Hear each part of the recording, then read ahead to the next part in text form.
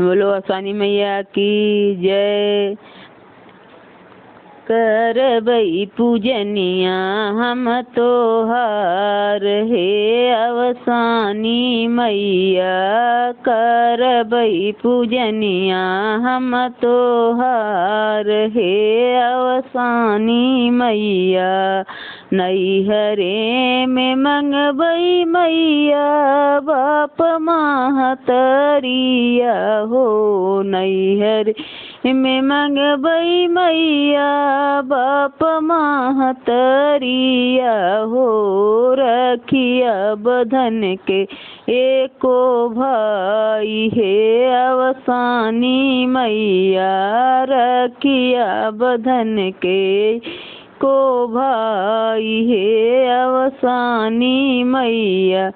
करबई पूजनिया हम तोहार हे अवसानी मैया। ससुरे में मंगबई मैया सासु से ससुरवा हे अवसानी मैया। ससुरे में मंगबई मैया सासु से ससुरवा हे अवसानी मैया।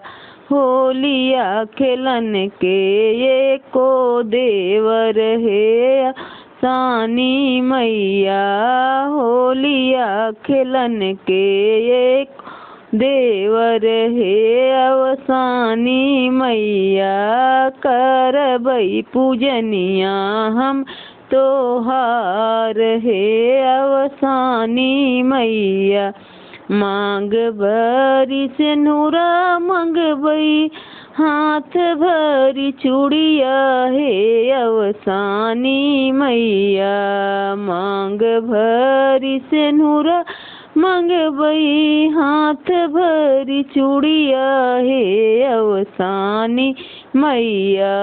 सेनुरा अमर कई देऊ हे अवसानी मैया, सेनुरा अमर कई देऊ हे अवसानी मैया। करबई पूजनिया हम तोहार हे अवसानी मैया। पूतवत मंगबई मैया कुल के नयकवा हे अवसानी मैया। पूतवत मंगबई मैया पढ़ला पंडितवा हे अवसानी मैया। गोड़वा दबन के पतोहू हे अवसानी मैया। गोड़वा दबन के पतोहू हे अवसानी मैया।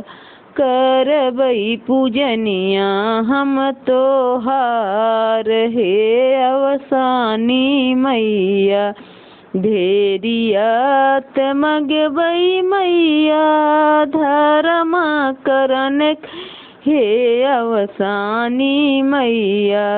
ढेरियात मंगबई मैया धर्मा करन के हे अवसानी मैया। घोड़वा चढ़ान के दामाद हे अवसानी मैया। घोड़े चढ़ायावा ई दामाद हे अवसानी मैया।